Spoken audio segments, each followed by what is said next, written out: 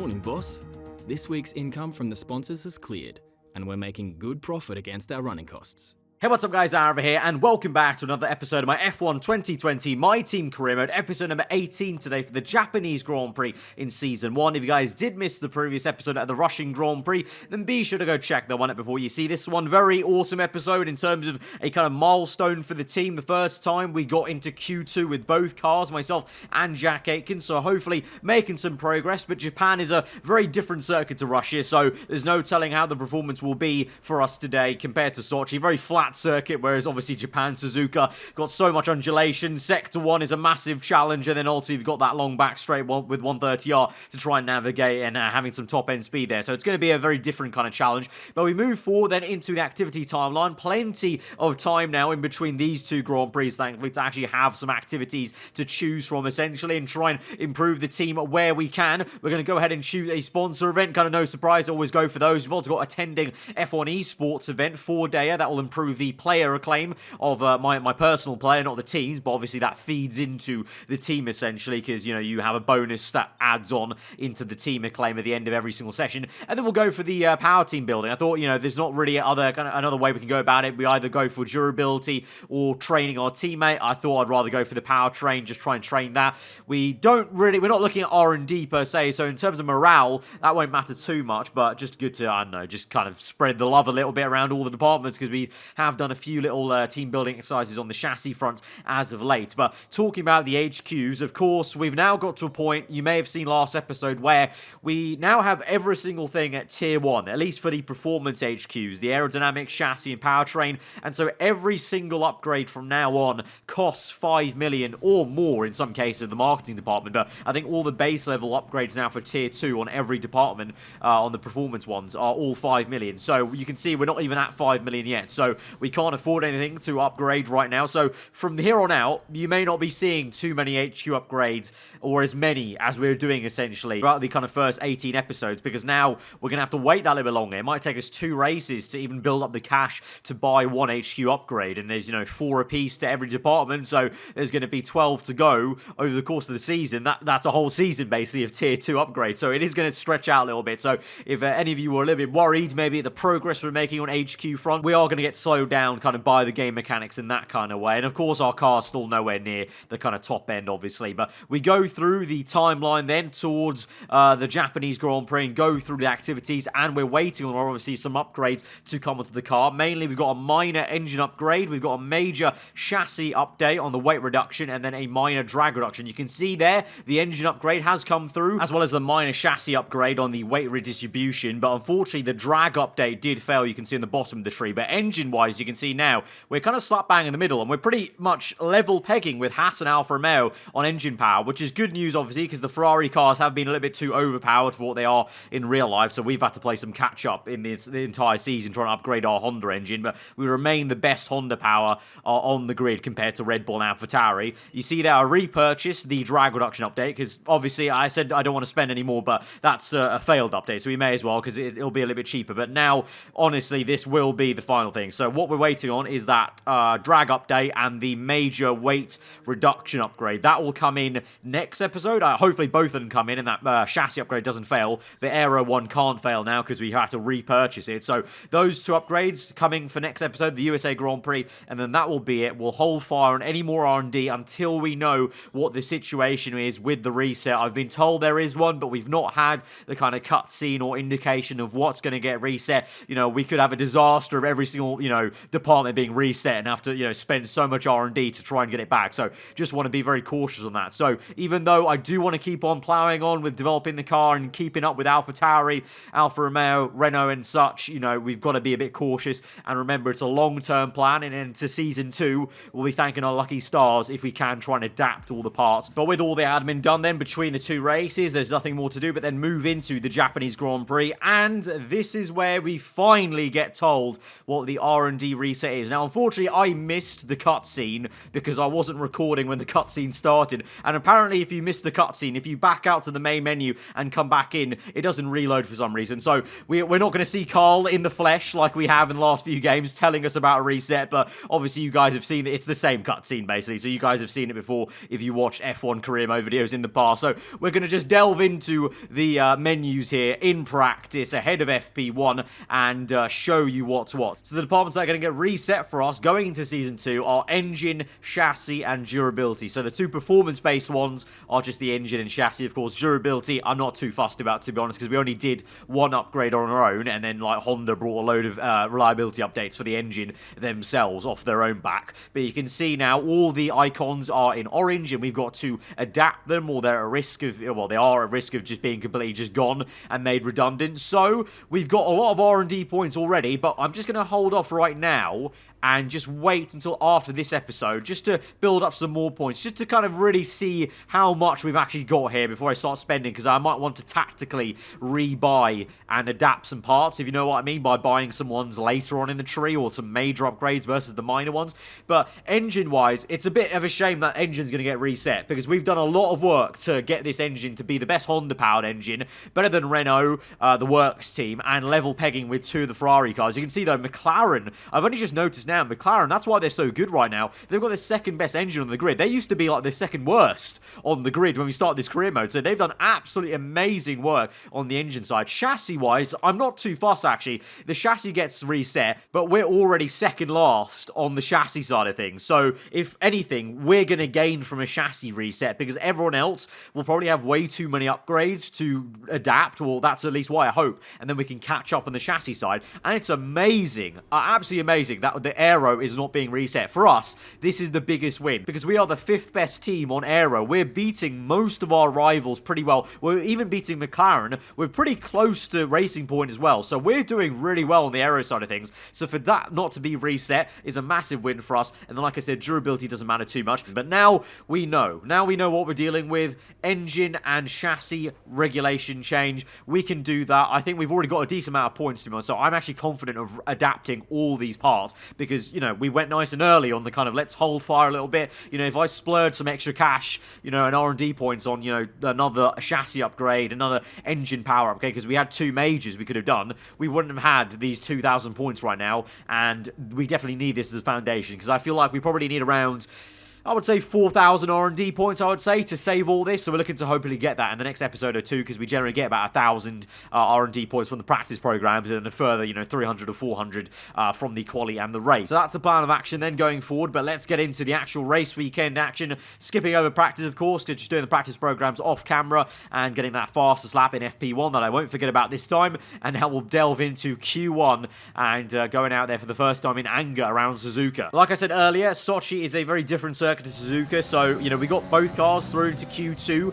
last time out. I don't expect the same thing here. It's a very high-speed track, and so I kind of almost get the feeling we're going to kind of be here in a situation at Silverstone where the car really is quite difficult, because we've got some aero, obviously, but you need to also have a balance here at Suzuka like you do at Silverstone for engine power and straight line speed. So you do need to have relatively also a decent, you know, drag reduction and kind of lower wings. So I've kind of gone just middle way, half house, 6 wings. I have a feeling, though, that might be a little bit too draggy for us a little bit. The aero's good. Sector 1 feels decent, but I think we're losing time all around a lap in straight line, I feel. But as we come through the end of the flying lap, I guess we'll find out in the race, basically, and also where we are here in qualifying. But these guys, I let them through, Latifi and Ocon, and then they slowed down. I thought these guys were on a flying lap, and then clearly not, because they let me through. So, bit of traffic there to contend with. Lock up on the front right doesn't help us out a little bit through the last corner. On this year's game, there's no more bump here at Suzuka, so that's all nice. A smoother ride out the last corner, but at the moment, it only means we're down in P20, just ahead of Jack Aiken, so we have a lot of time to find if we want to try and get up the grid and get through into Q2 from P20. So like I said, maybe more of a reality check here at Suzuka of where the car really is when it's a kind of big thoroughbred kind of high-speed circuit compared to the kind of flatness of Sochi. So here we come through for a second lap. We gain a lot of time on the last corner. Need 3-4 tenths on the exit there to gain 5-6 tenths, but that only gets us one position up into P19 as everyone else improves, and I'm sure it must have been very, very close. Yes, it was between myself, Raikkonen there, and then also Romain Grosjean. But then there was quite a big jump to Kevin Magnussen, Stroll, Giovinazzi. So a little bit baffling in a way that there was that massive gap. I would have thought it would have been a lot closer because it's been getting closer and closer every single race. So bit of an odd one. So head scratcher for us, P19 and P20. Hopefully the race pace is a lot better for us tomorrow. We've obviously had many situations like this where we qualified around here and we still managed to get points. So it's, you know, the talking gets done on Sunday. But after last episode, basically this is a bit of a reality check in terms of that may have just been the track. I think Sochi, flat circuit, engine power means a lot more than Suzuka, whereas, you know, Suzuka's, like I said, a fine balance between the two, and clearly I don't think we have the balance just right. I think we might be a little bit draggy in the race, so that's going to be quite tough to maybe manage, but we won't know until we get there. So let's go to the grids and see how we do. It's going to be quite overcast for Sunday. Welcome along then to the magnificent Suzuka International Circuit, a stone's throw away from Issa Bay in the beautiful Japanese countryside. What surprises lie in wait for us today in the Japanese Grand Prix? 18 corners make up a lap of the incredible figure-of-8 Suzuka circuit, with 10 to the right and 8 to the left, for a distance of 3.6 miles. Average lap speeds around here are fairly quick. If it stays dry, then expect somewhere in the region of 136 miles per hour. Joining us today to oversee all the thrills and spills, it's Anthony Davidson. And great to see you. How are you feeling about the race today, and how are the circuit conditions from what you've seen? Well, it's looking a bit cold out there, if I'm honest. These tyres have quite a narrow operating window in terms of the temperatures they need to extract the best grip. So with a cold track surface, it's going to be harder to keep those temperatures up, which will lead to lower grip and maybe more mistakes. It's time to see how our drivers are stacking up after yesterday's exciting qualifying session. Lewis Hamilton lines up on pole position, and it's Valtteri Bottas that completes the front row. Looking down the rest of the grid, we have Vettel, Leclerc, Carlos Sainz, and Norris, Verstappen, Perez, Ricciardo, and Lance Stroll, Albon, Kvyat, Esteban Ocon, and Gasly, Giovinazzi, Magnussen, Romain Grosjean, and the owner driver, Aitken, Russell, Latifi, and Kimi Raikkonen finishes off the grid. It's almost time for the lights to go out, so let's head down to the track and get this Grand Prix underway.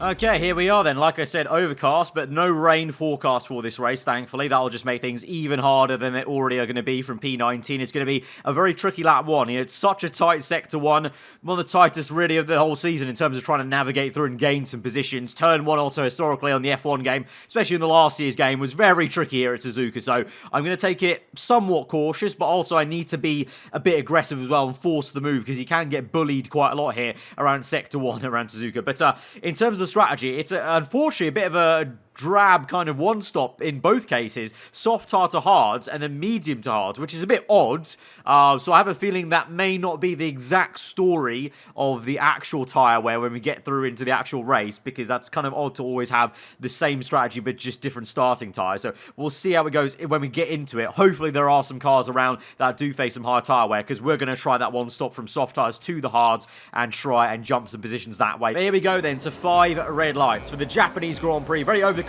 here at Suzuka, but here we go. 5 red lights for round number 18 of this season, and we are underway, and it's a great start compared to Romain Grosjean on the left. Giovinazzi bogging down a little bit as well. There's a pocket of air in the middle, but I'm not going to dive down the inside there. Magnussen closes that up. We're nice and easy into turn one, now going around the outside and actually finding some room, and then the exit using ERS, and we're up into P15. Beautiful overtake there on the two cars basically fighting each other, and they just didn't know I was coming around the outside there. So that is what we wanted. That was supreme. You know, cautious on the entry, then the exit, just saw the space open up, and now Ocon, he's been squeezed out back of Fiat. Bit of a wobble there. We make some contact there as he really slowed down and brake checked me basically. Now we're on the outside tyre in the gravel momentarily there, and we're making some more contact. It's getting very frosty with Esteban Ocon here, making all sorts of contact here, using ERS again off the corner. Back, massive dive down the inside, massive lock up on the front left. left, and Ocon is able to get the exit to continue this fight as we go on towards the Spoon Curves.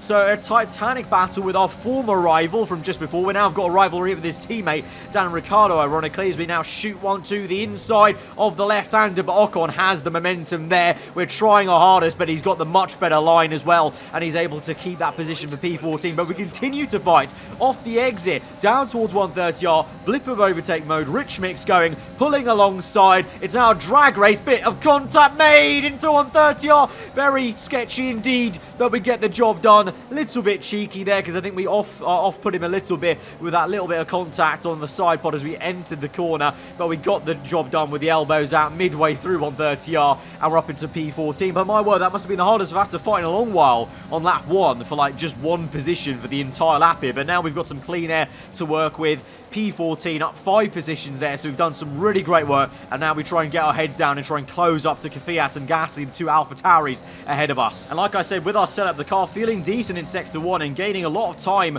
on the AlphaTauris, so we catch up to them on lap 4. They're kind of stuck in a train here behind Lance Stroll's Racing Point, and also you've got the likes of Verstappen in the Red Bull, who are looking a little bit slower for wear right now in this Grand Prix. But saying that, we catch up to Kvyat, but you're about to see what I mean about, I think our car is quite draggy in this race. I think the wings are a little bit too high. It helps out in Sector 1, but you can see Kvyat had a wobble there on the exit, so he's got some tyre wear clearly, but we're just unable to close the gap, even though I'm using a lot of ERS at this stage of the race. So I think our car is a little bit slower in a straight line now due to the setup, and also the engine is overheating a little bit, so going down to the lean mixture to try and cool the engine a tad. But through the last corner, Kvyat, massive tank supper, and we're around the outside now. Can we make the overtake? Back up into Rich Mix then, DRS open, ERS mode used, but you can see we just don't have the straight line speed right now in this race. We're far too draggy. Still going to try and go around the outside of turn 1. Kvyat squeezes us straight off, gives us no room to work with there.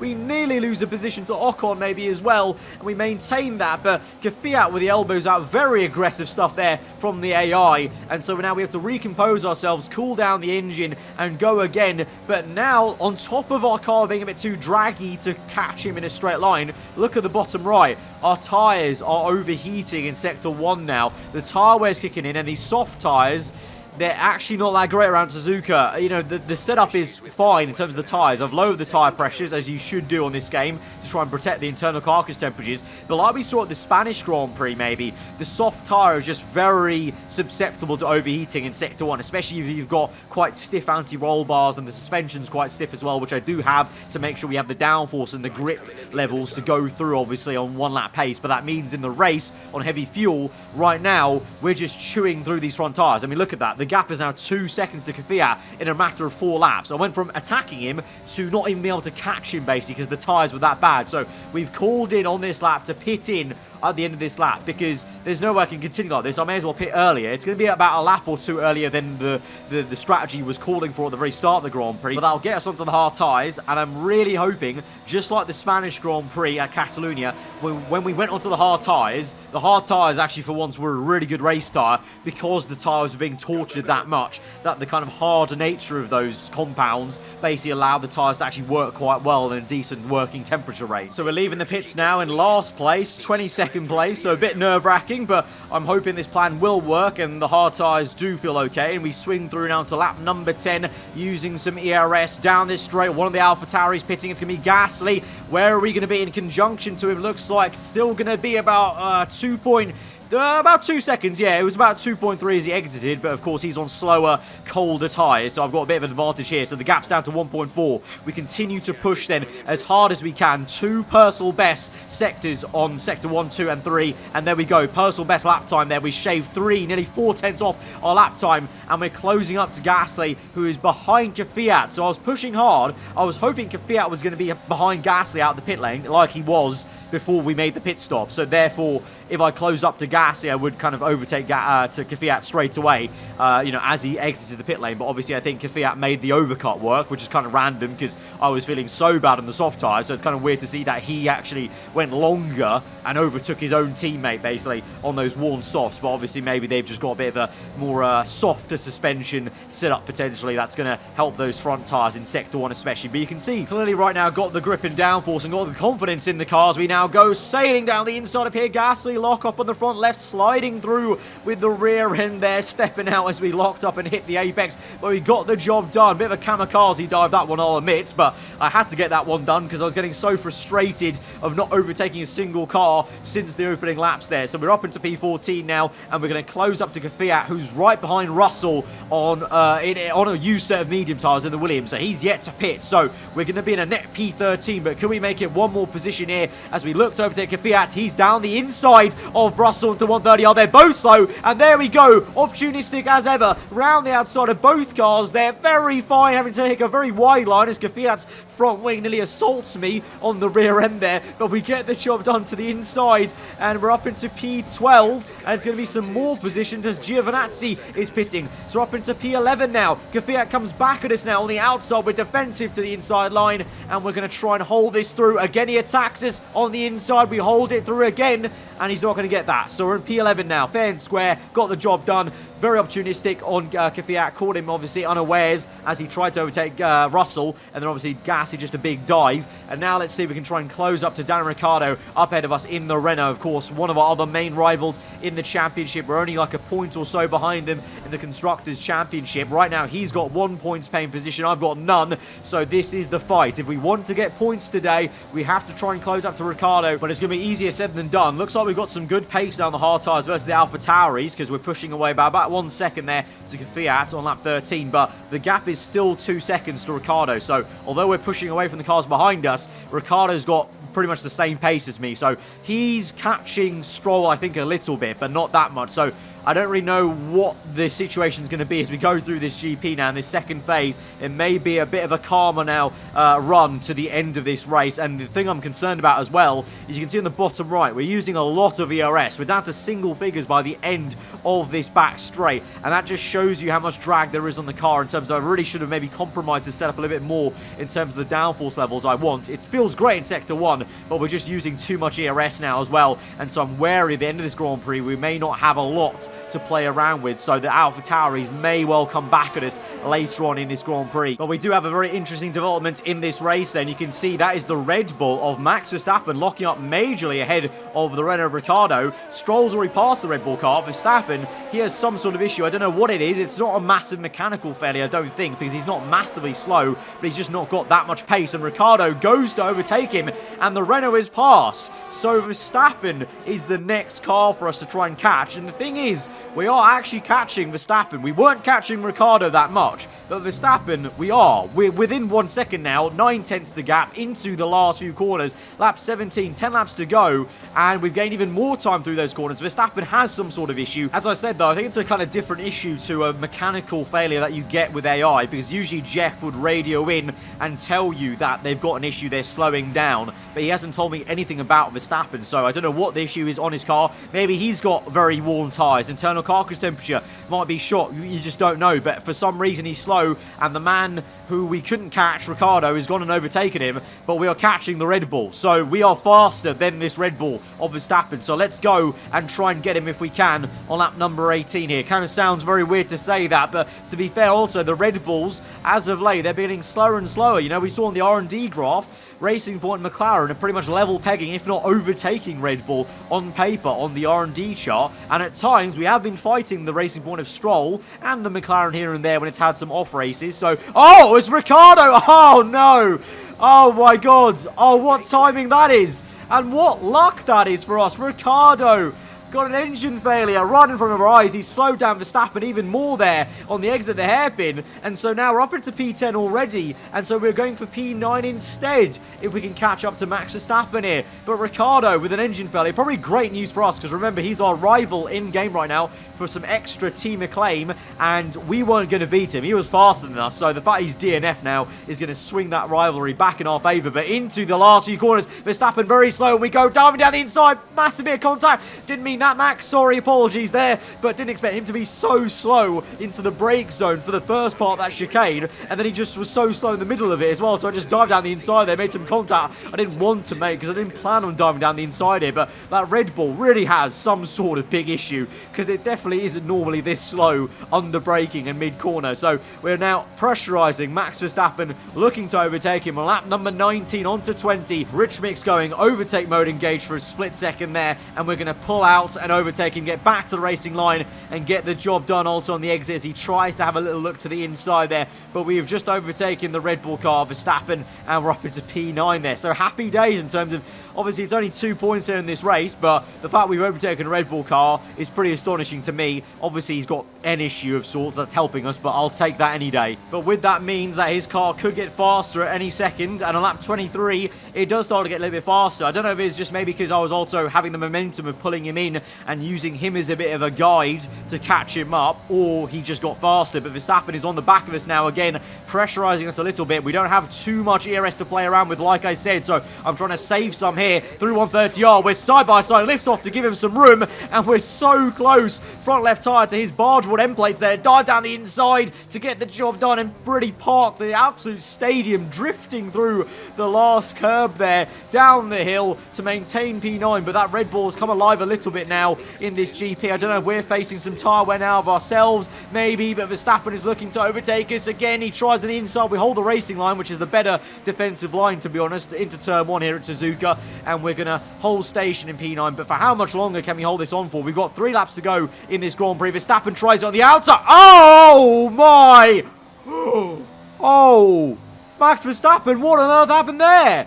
I think, did he lose the back end? Was that an AI mistake and a wobble? Did he try to go around the outside? Because I saw the proximity arrow, and oh no!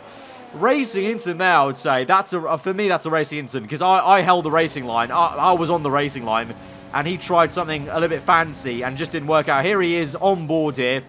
Try to go down the inside. It doesn't work, obviously. I'm going a little bit wide on the exits, but that's fine. This is the racing line now. I'm going to hold through these 2 corners. Nothing really... I'm a little bit wide there, but...